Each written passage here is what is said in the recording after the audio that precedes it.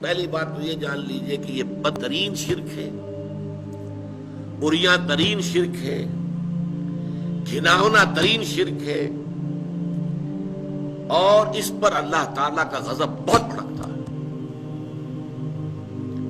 اس کی دو قسمیں دنیا میں رائج ہوئی ہیں، اور بدقسمتی دیکھیے کہ اس کی بدترین شکل وہ ہے جو انبیاء اور رسولوں کی امتوں میں پیدا ہوئی۔ حضرت ابراہیم علیہ السلام کے پیروکار کہلاتے تھے یہ، جو عرب میں آباد تھے، قریش، ملت ابراہیم پر ہمیں۔ انہوں نے عقیدہ ایجاد کیا کہ فرشتے خدا کی بیٹیاں ہیں، اللہ کی ذات پہ شریک کر دیا۔ اولاد تو در حقیقت کسی کی ہستی کا تسلسل ہوتا ہے، اولاد اور والد ان کے درمیان ایک ہی نوع ہوگی۔ انسان کا بیٹا انسان ہے، حیوان کا بیٹا حیوان ہے، گھوڑے کا بیٹا گھوڑا ہے، لہذا خدا کا بیٹا خدا ہے، خدا کی بیٹی خدا ہے۔ اس قدر قریب لے آنا مخلوق میں سے کسی کو اللہ کے ساتھ، باقی چیزوں میں کوئی ٹھوکریں کھائی ہیں علمی اعتبار سے، تعویل کے اعتبار سے، یہاں تو یوں سمجھیے کہ اریاں گھناؤنا ترین شرک ہے۔ یہ شرک یہود میں بھی پیدا ہوا، ان کے ایک حصے میں، بحیثیت مجموعی یہودی اس کا شکار نہیں ہوئے، اور اس کو ماننا پڑتا ہے کہ یہودی شرک فی العقیدہ جہاں تک تعلق ہے اس سے اکثر و بیشتر بحیثیت مجموعی بچے رہے، توحید فی العقیدہ پر قائم رہے، اور آج تک بھی ہے، اس میں کوئی شک نہیں۔ لیکن ان کا ایک زمانے میں حضرت عزیر علیہ السلام کے بارے میں آیا، وقالت الیہود عزیر ابن اللہ، عزیر اللہ کے بیٹے، کیونکہ حضرت عزیر کے ذریعے سے اللہ تعالیٰ نے ان کی نشأت ثانیہ فرمائی۔ وہ ہلاک ہو گئے تھے، برباد ہو چکے تھے، تباہ ہو چکے تھے۔ نبوکدنضر نے ان کا شہر جو ہے اجاڑ دیا تھا، اینٹ سے اینٹ بجا دی تھی، ان کا ہیکل سلیمانی گرا دیا تھا، بالکل ہموار کر دیا زمین کے ساتھ، اور وہ 6 لاکھ کو قتل کر کے 6 لاکھ کو قیدی بنا کر لے گیا بیبیلونیا، عراق میں۔ اس قدر پستی کے بعد پھر حضرت عزیر علیہ السلام ذریعہ بنے ان کی دعوت توبہ، لوگوں توبہ کرو، رجوع کرو اللہ کی جناب میں، اپنے گناہوں سے توبہ کرو، اپنی خطاؤں پر استغفار کرو، چیخو چلاؤ گڑ گڑاؤ اللہ کی جناب۔ یہ جو ان کی توبہ کی پکار تھی، اس سے ان کے اندر ایک اصلاح کا عمل پیدا ہوا، پھر دنیا میں انہیں ایک سربلندی حاصل ہوئی۔ تو حضرت عزیر جو ہے وہ یوں سمجھیے کہ ان کے مجموعی طور پر ہلاک اور ختم ہو جانے کے بعد اثر نو ایک حیات تازہ جو انہیں ملی دنیا میں، ان کی تاریخ میں، تو وہ حضرت عزیر کے ذریعے سے۔ لہذا ان کی محبت، ان کی عقیدت، ان کا مقام اور مرتبہ جو ان کی نگاہ میں ہونا چاہیے تھا، اس کا نتیجہ یہ نکلا کہ انہوں نے اللہ کا بیٹا قرار دے دیا، ابن کے لفظ سے۔ البتہ اس کی وضاحت میں کر دوں گا کہ ابن اور ولد میں فرق ہے، لیکن یہ معاملہ جو ہے جو پہنچا ہے اپنے کلائمیکس کو، نقطہ عروج کو، وہ عیسائیوں کے ہاں حضرت عیسیٰ علیہ السلام کو خدا کا بیٹا قرار دیا، اور اس درجے آگے بڑھے صلبی بیٹا، یعنی تاکہ یہ نہ ہو کہ کوئی استعارہ ہم کہہ رہے ہیں، یہ استعارہ نہیں ہے۔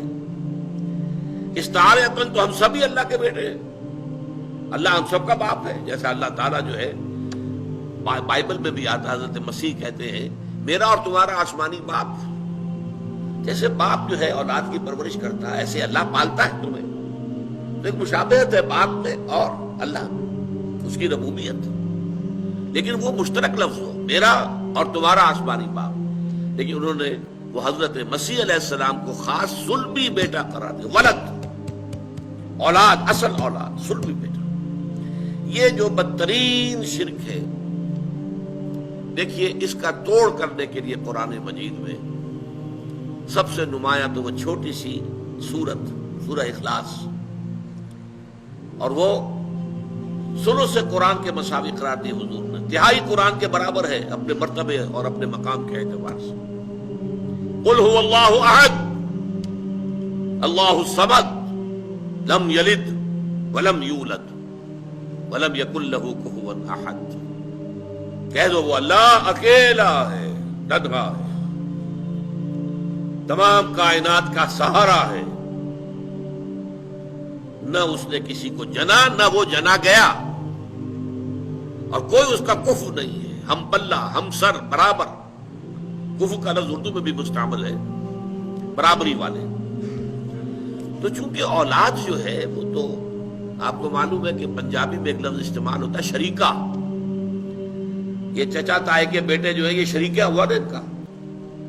یہ تو گویا کہ اگر اللہ کے ساتھ کسی کو بیٹا بیٹی بنا دیا جائے تو شریکہ ہو گیا اللہ کے ساتھ، اور شریکہ جو ہے وہ دشمنی کی بنیاد ہوتی ہے۔ اسی طریقے سے بڑی پیاری آیت ہے سورہ بنی اسرائیل کی آخری، قل الحمد للہ الذی لم یتخذ ولدا ولم یکن لہ شریک فی الملک ولم یکن لہ ولی من الذل وکبرہ تکبیرا۔ کہہ دو کل تعریف، کل ثنا، کل حمد اس اللہ کے لیے ہے جس نے کسی کو اپنا بیٹا نہیں بنایا،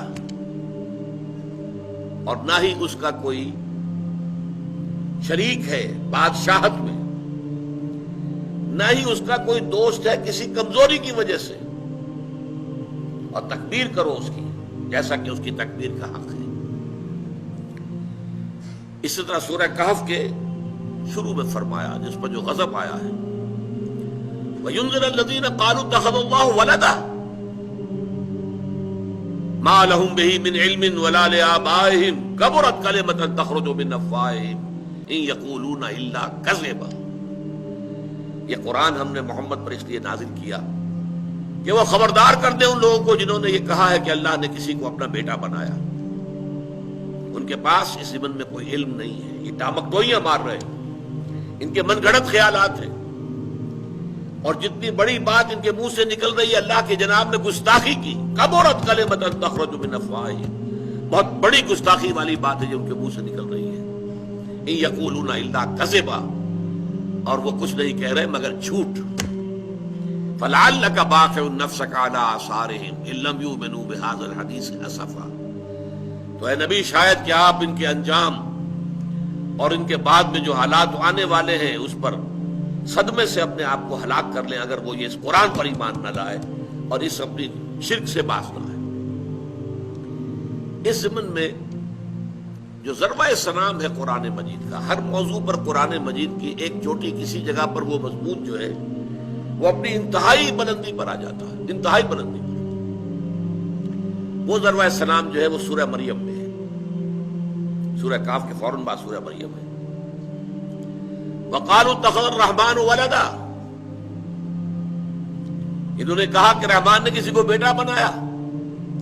لقد جئتم شیئا ادا، دیکھو تم بڑی گستاخی کی بات کر رہے ہو، بہت بڑا گستاخی کا کلمہ تم کہہ رہے ہو۔ وہ کتنا بڑا گستاخی کا کلمہ ہے، تکاد السماوات یتفطرن منہ، قریب ہے کہ اس کی وجہ سے، اس گستاخی کی وجہ سے آسمان پھٹ جائیں، وتنشق الارض، اور زمین شق ہو جائے، وتخر الجبال حدا، اور پہاڑ دھماکے کے ساتھ زمین پر گر پڑے۔ ان دعوا للرحمن ولدا، انہوں نے رحمان کے لیے بیٹا تجویز کیا۔ وما ينبغي للرحمن ان يتخذ ولدا، اور رحمان کے یہ شایان شان ہی نہیں ہے کہ وہ کسی کو بیٹا بنائے۔ یہ بڑا پیارا نکتہ ہے، اس کو سمجھ لیجئے۔ شایان شان نہ ہونے کی مراد کیا ہے؟ دیکھیے بیٹے کی آرزو اس کو ہوتی ہے جو خود فانی ہوتا ہے۔ مجھے معلوم ہے میں مر جاؤں گا، میرا وجود نہیں رہے گا، میرا بیٹا ہوگا، میرا نام چلے گا۔ انسان یہ سوچتا ہے کہ میری اپنی ہستی کا تسلسل میرے بیٹے کی شکل میں، بیٹے کے بیٹے پھر پوتے کی شکل میں میری ہستی کا تسلسل ہے۔ آخر ظاہر بات ہے کہ باپ کے نطفے سے بیٹا پیدا ہوا، بیٹے کے نطفے سے پوتا پیدا ہوا، تسلسل تو ہے نا، وہ تسلسل ذات کا موجود ہے۔ تو در حقیقت بیٹے کی خواہش تو اس کو ہوگی کہ جو خود فانی ہے، جس کو ختم ہو جانا ہے، جس کے لیے دوام نہیں ہے۔ اللہ تعالیٰ کے لیے تو دوام ہے، ہمیشہ ہمیش، ہمیشہ ہمیش، ہمیشہ ہمیش۔ اسے کسی بیٹے کی خواہش کیسے ہو جائے گی؟ وما ينبغي للرحمن، اللہ کے تو شایان شان ہی نہیں ہے ان يتخذ ولدا کہ وہ کسی کو اپنا بیٹا بنائے۔ یہ میں نے عرض کیا کہ کلائمیکس ہے، اس موضوع پر ضربہ سناب ہے، بڑی گستاخی کی بات ہے۔ سورہ انعام میں فرمایا ہے بدیع السماوات والارض انا یکون له ولد ولم تکن له صاحبہ۔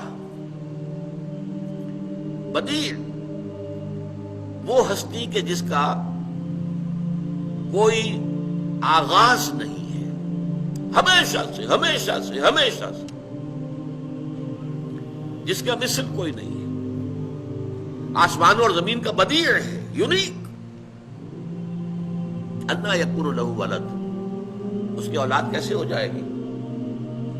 ولم تکن له صاحبہ، جبکہ اس کی کوئی بیوی نہیں، اس کی کوئی جورو نہیں۔ ہندو مائتھولوجی میں تو آپ دیکھیں گے کہ خدا کی بیویاں بھی تجویز کی گئی ہیں، گاڈز اینڈ گاڈیسز۔ یہی معاملہ جو ہے رومن گریک مائتھولوجی میں بھی آپ کو نظر آئے گا۔ لیکن یہ ہے کہ عرب اس تصور سے خالی تھے، نہ یہود میں، نہ عیسائیوں میں، نہ عربوں میں یہ تصور نہیں تھا کہ خدا کی کوئی بیوی بھی ہے۔ حالانکہ عیسائیوں نے جو تثلیث جو ہے ایجاد کی تھی، تو جو اوریجنل تثلیث تھی اس میں 3 شامل تھے۔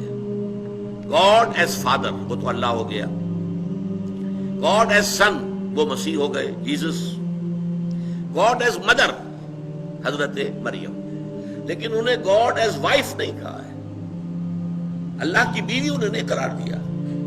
حضرت مسیح کی والدہ ہے، سن کی والدہ تو ہے، مدر آف دی سن، لیکن وہ اللہ تعالیٰ کی جورو یا اللہ کی بیوی قرار نہیں دی گئی۔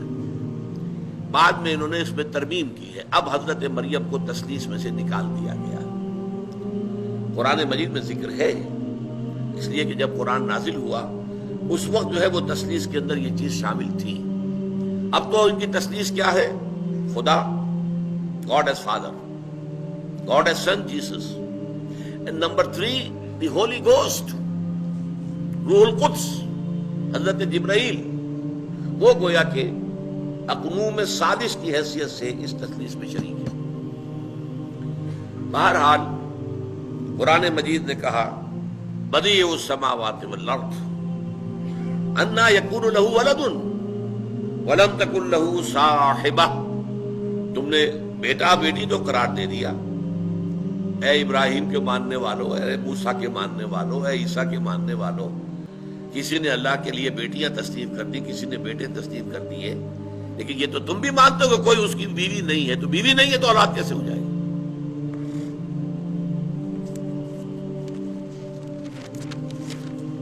یہ ایک قسم کا شرک تھا کہ جو شرک فی الذات، جو میں نے عرض کیا کہ عجیب ترین بات یہ ہے کہ اولو العزم من الرسل ابراہیم اور موسیٰ اور عیسیٰ کے ماننے والوں میں پیدا ہوا۔